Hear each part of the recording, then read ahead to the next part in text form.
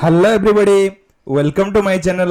ये बात भी बहुत दिनों बाद कह रहा हूँ, गजब लग रहा है आज तो। सबसे पहले तो मैं आप लोगों से सबसे सॉरी कहना चाहता हूँ। लगभग 1-1.25 महीना तक मुझे लगा है इस काम में। अब छुट्टियां बिता ली है, अब पूरे अपने फॉर्म में आ गए हैं। अब फटाफट हम वीडियो बनाएंगे। मणिका कक्षा 10 पाठ 5। इस पाठ के हिंदी व्याख्या एवं प्रश्न उत्तर अभ्यास के लिए एकदम तैयार हो जाइए। पाठ की हेडिंग है अभ्यास वशगम मनः।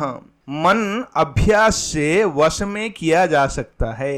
अभ्यास वशगम, वश में ले जाया जा सकता है। मनः, मन को। किसके द्वारा? अभ्यास के द्वारा। कैसे हो सकता है, इस पाठ को पढ़ने के बाद जानेंगे। यहाँ पर इस पाठ में बहुत प्रसिद्ध श्लोक हैं।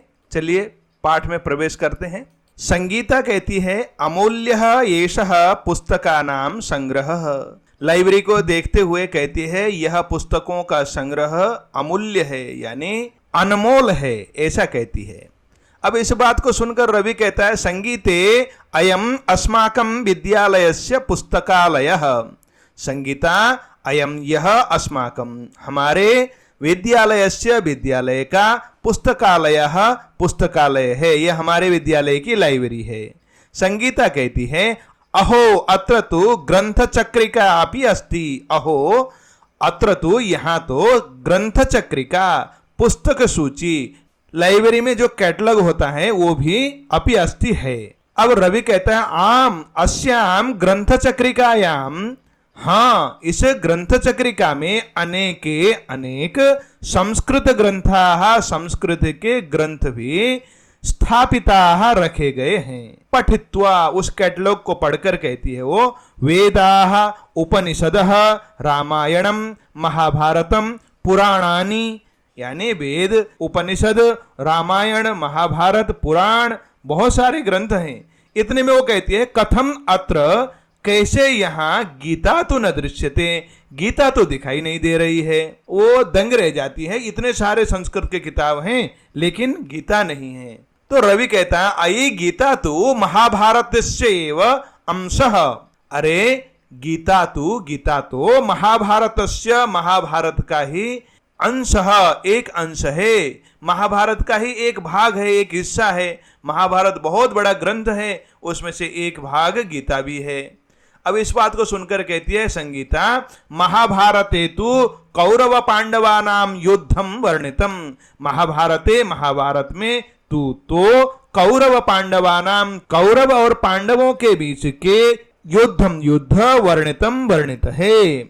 यानी इसमें महाभारत में तो युद्ध वर्णन है कौरव और पांडव का। संगीता की इस बात को सुनकर रवि कहता है, मुग्धे, अरे बुद्धू, किम न जानासी, क्या नहीं जानती, तस्मिन् एव युद्धे, उसी युद्ध में, श्री कृष्ण, श्री कृष्ण ने मोहग्रस्तम, मोह में पड़े हुए, अर्जुनम, अर्जुन को, यत उपादिशत, जो उपदेश किया, तदेव गीतायाम, वही चीज गीता में निबद्धम, वही चीज गीता में निबद्ध किया गया है, उसमें रखी गई है।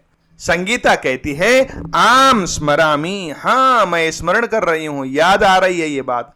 परम कस्तावत उपदेशः, उसमें जो उपदेश दिया गया वो उपदेश कौन सा है?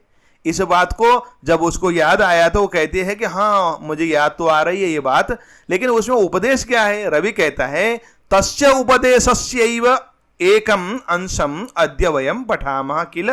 तस्य, उसके ही, उपदेशस्य एव, उपदेश का ही, उपदेशस्य एव, यहां भी वृद्धि संधि हुई है। यहां पर अ और ए, इन दोनों में आई बन गया है, वृद्धि हो गई है। और इसी के एक अंश को अद्य, आज, वयम पठामः, हम पढ़ने वाले हैं, ऐसा कहता है। शीर्षकस्तु अभ्यास वशगम मनः, शीर्षक है अभ्यास वशगम मनः।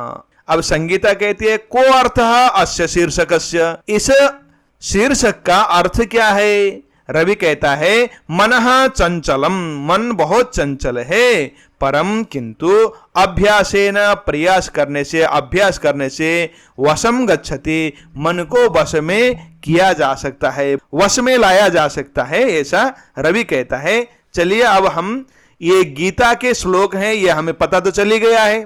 महाभारत का अंश गीता और गीता के श्लोक हैं। इन गीता के श्लोकों को आज पाठ करते हैं, उसके बाद इनकी हिंदी व्याख्या करेंगे।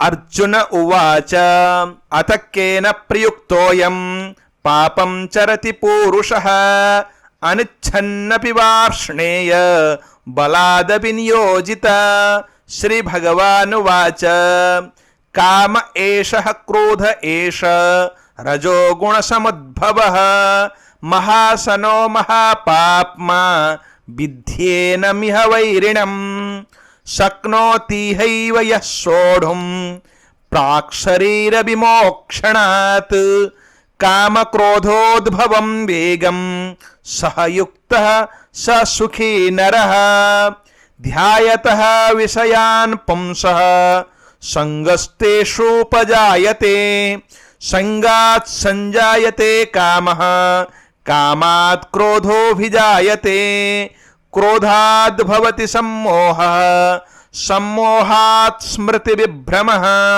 स्मृतिभ्रंशात् बुद्धिनाशो बुद्धिनाशात् प्रणश्यति तस्मात् त्वमिन्द्रियाण्यादौ नियम्य भरतर्षभ पाप्मानं प्रजहिह्येनं ज्ञानविज्ञाननाशनम्। अर्जुन उवाच चञ्चलं हि मनः कृष्ण प्रमाथि बलवदृढं तस्याहं निग्रहं मन्ये वायोरिव सुदुष्करम्। श्री भगवानुवाच असंशयं महाबाहो मनो दुर्निग्रहं चलम् अभ्यासेन तु कौन्तेय वैराग्येण च गृह्यते। तो इस प्रकार से इसे के मूल पाठ को हमने सस्वर वाचन कर लिया है। अब एक एक करके श्लोक की हिंदी व्याख्या करते हैं। चलिए इस पहले वाले श्लोक को पढ़ते हैं। अर्जुन उवाच, अर्जुन ने कहा, ऐसा अर्थ है। अब इसका अन्वय देखिए। वार्ष्णेय, हे कृष्ण, हे वृष्णि वंश में उत्पन्न भगवान श्री कृष्ण वृष्णि वंश में पैदा हुए थे। अथ के न, अथ इससे आगे ऐसा अर्थ लगाने के लिए अथ ऐसा प्रयोग किया जाता है, ये अव्यय है। के न किसके द्वारा, प्रयुक्त नियुक्त हुआ, ड्राइव किया हुआ, अयम पुरुषः यह मनुष्य, अनिच्छन न चाहते हुए भी, बलात् बलपूर्वक, नियोजित इव नियोजित हुआ सा, नियोजित यानी किसी के द्वारा लगाया हुआ सा, पापम चरति पाप करता है। यानी यहां पर अर्जुन पूछते हैं, हे भगवान श्री कृष्ण आप मुझे बताइए कि कोई भी व्यक्ति न चाहते हुए भी ये पाप है ऐसा जानने पर भी किसी के द्वारा जबरदस्ती ड्राइव करके उसको लगाया गया हो, घसीट कर काम में लगा दिया गया हो, ऐसे पाप करता है, ऐसे बुरे काम करता है, उसको पता है कि इससे बुरे कर्मों का बुरा नतीजा होता है, ये सब कुछ जानने पर भी ऐसा क्यों होता है। ये बहुत बड़ी बात कही अर्जुन ने। अर्जुन की इस बात का उत्तर देने के लिए भगवान बोलते हैं, श्री भगवान उवाच, भगवान बोले, रजोगुण समुद्भवः, रजोगुण से उत्पन्न। अब देखो ये रजोगुण की बात आ गई। रजोगुण मतलब यानी देखो हमारे शरीर में 3 प्रकार के गुण होते हैं। मैं लंबी बातें नहीं करूंगा, ये लंबी बातें करना पंडितों का काम है, मेरा कोई काम नहीं है इसमें। रजोगुण, तमोगुण और सत्वगुण, ये 3 गुण होते हैं। सत्वगुण सबसे अच्छा गुण माना जाता है वैसे, और रजोगुण और तमोगुण को बुरा माना जाता है। लेकिन सच ये है कि हम सब जितने जीवित प्राणी हैं अधिकतर अवस्था में हम रजोगुणी होते हैं। रजोगुण यानी क्रियाशीलता, रजोगुण यानी हम अपने डिजायर को, अपनी कामनाओं को पूर्ति करने के लिए संघर्षशील जितने होते हैं, इच्छाओं की पूर्ति के लिए जो लड़ रहा है, जो संघर्ष कर रहा है, आगे बढ़ रहा है, पढ़ाई कर रहा है, जो कुछ भी कर रहा है, वो करता हुआ व्यक्ति रजोगुणी होता है। तमोगुणी तो नशे में पड़ा हुआ व्यक्ति, बेकार में पड़ा दिन भर सोने वाला, बेकार में बैठे रहने वाला व्यक्ति तमोगुणी है। तो इतनी बात को समझकर हम आगे बताते हैं आपको।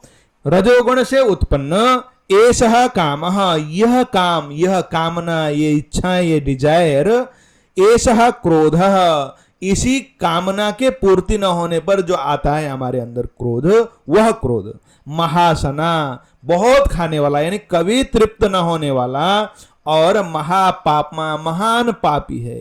एनम इसको यह वैरिणम यहाँ पर सबसे बड़े शत्रु के रूप में विद्धि जानो।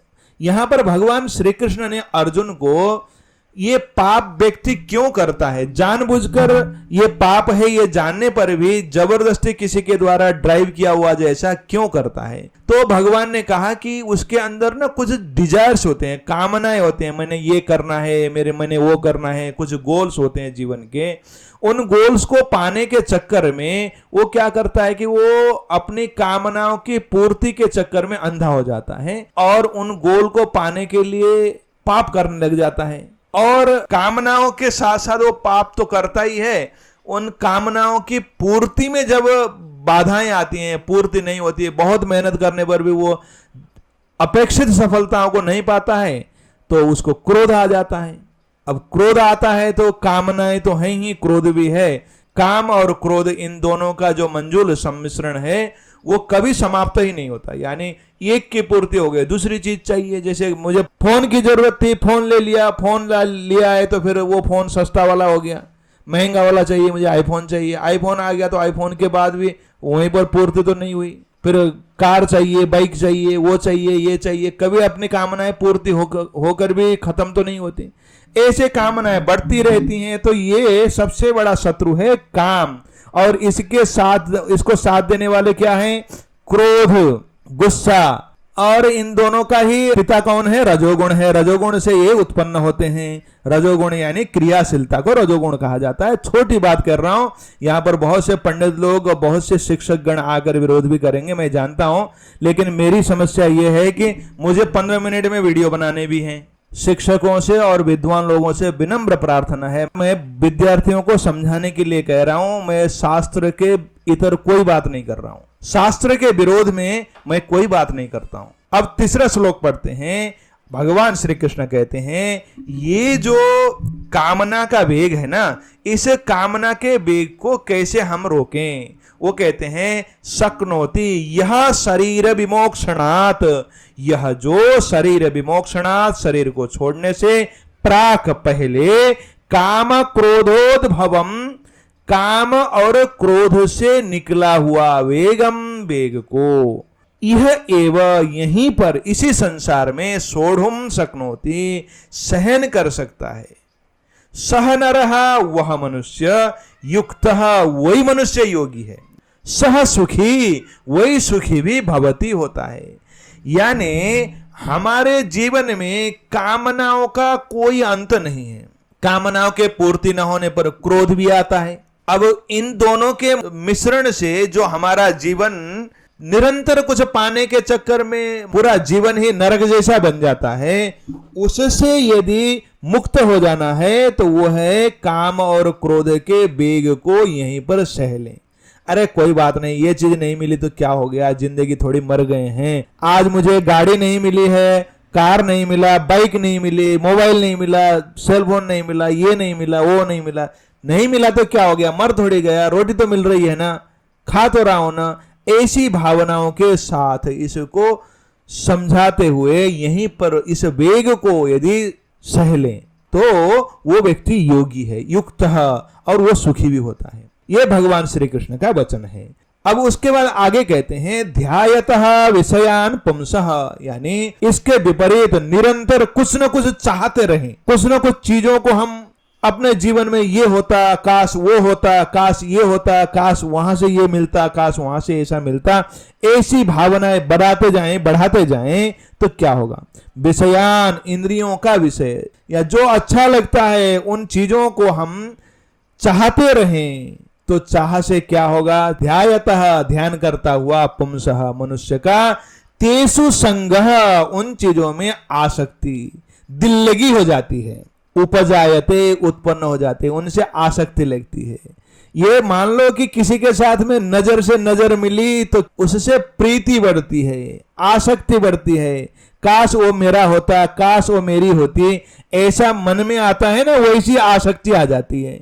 कोई भी चीज हो तो उस आसक्ति से, हमारे मन में जो आसक्ति है, संगात उस आसक्ति से कामः संजायते, काम उत्पन्न हो जाता है, इच्छा बढ़ जाती है। अरे इसको तो मैं किसी भी हालात में अपना बनाकर रहूंगा, अपना बनाकर रहूंगी, लेकर रहूंगी, इसको तो मैं पालूंगा पालूंगी, ऐसी भावना जग जाती है।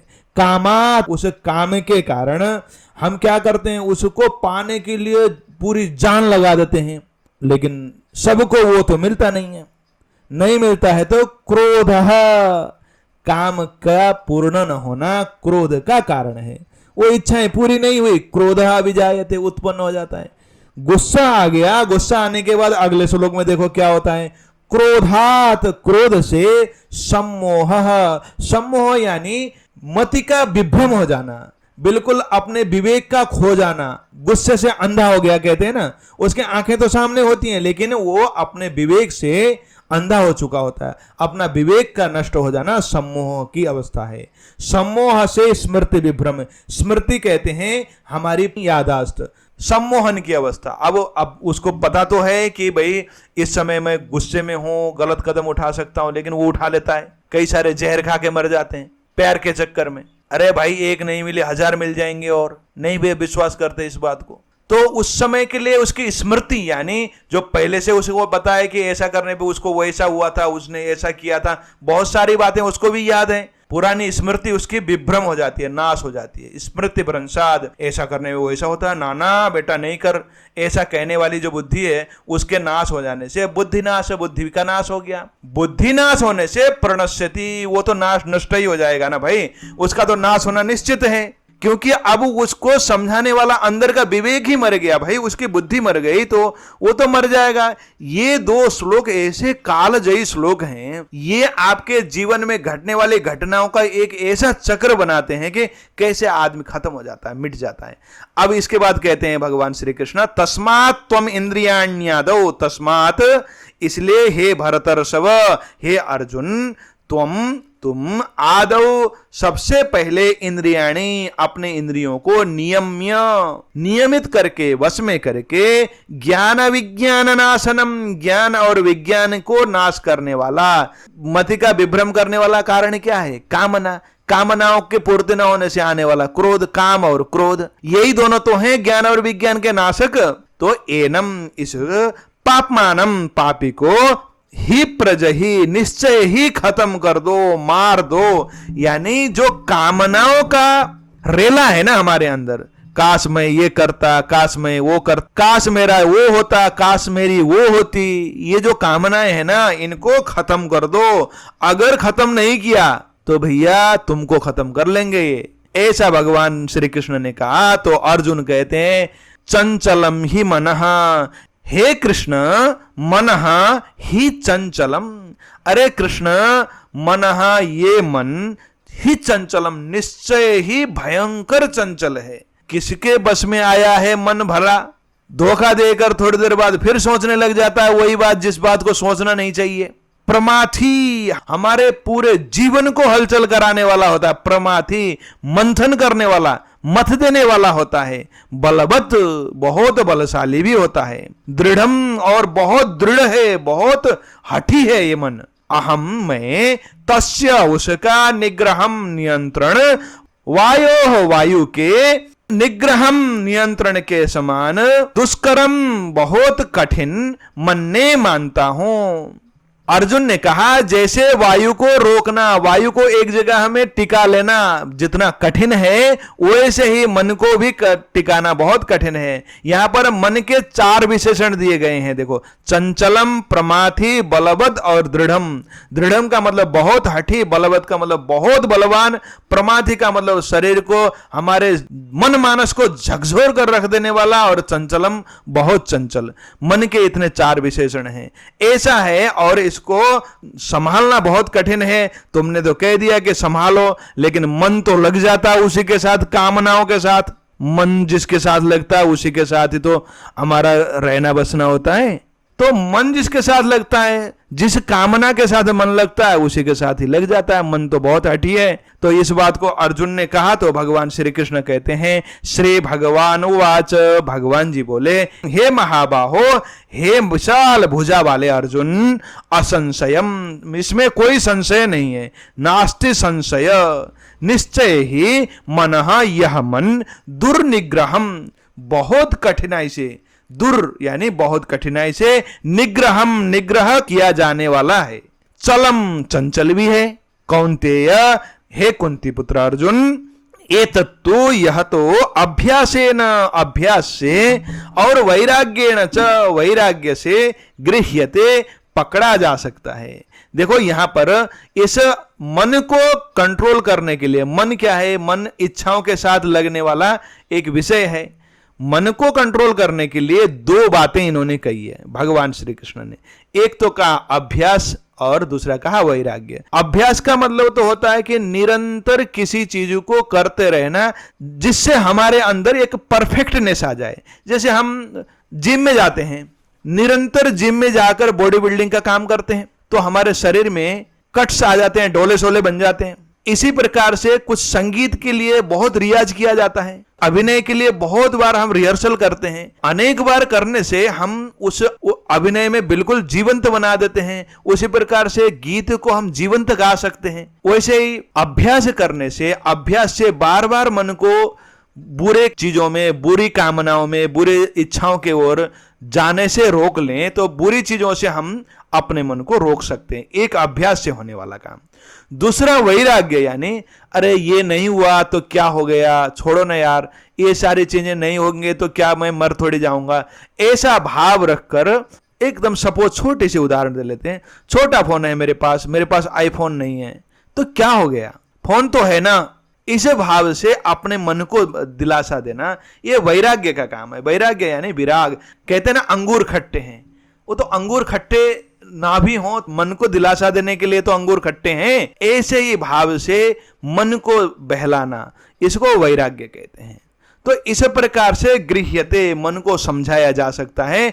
ऐसे आसानी से मन बस में नहीं आता है, ऐसा भगवान श्री कृष्ण ने कहा। इस प्रकार से हमने यहीं पर इन श्लोकों के सामान्य हिंदी अर्थ कर ली है। कुछ व्याकरण अंश और अभ्यास को हम अगले वीडियो में लेकर आएंगे। व्याकरण अंश इत्यादि के लिए मैंने वीडियो बनाने हैं, लेकिन पहले हम मूल पाठ और प्रश्नोत्तर अभ्यास को तो कर लें, उसके बाद उसके वीडियो में निश्चय ही लेकर आऊंगा। मैं तो किताब छपवाने के लिए लिख रहा हूं, तो मेरे पास तो मैटर बहुत बड़ा हुआ है। बस किताब छपवाने के लिए पूरा काम नहीं कर पा रहा हूं, तो जुलाई में ये काम नहीं हो पाएगा। जुलाई में नहीं होगा तो अगस्त सितंबर तक में हो जाए, क्या पता भगवान की कृपा रही तो। लेकिन उससे पहले आप लोगों को तो मैं निराश नहीं करूंगा, इसलिए आप निश्चिंत रहें। मैं इन पाठों के पूर्ण वीडियो भी लेकर आऊंगा और पेपर की दृष्टि से परीक्षा में कैसे होने चाहिए, किस प्रकार के प्रश्न उत्तर आएंगे, उस हिसाब से भी मैं वीडियो बनाऊंगा। तो अभ्यास के साथ फिर मिलेंगे, तब तक के लिए पढ़ते रहें, आगे बढ़ते रहें। नमो नमः, धन्यवाद।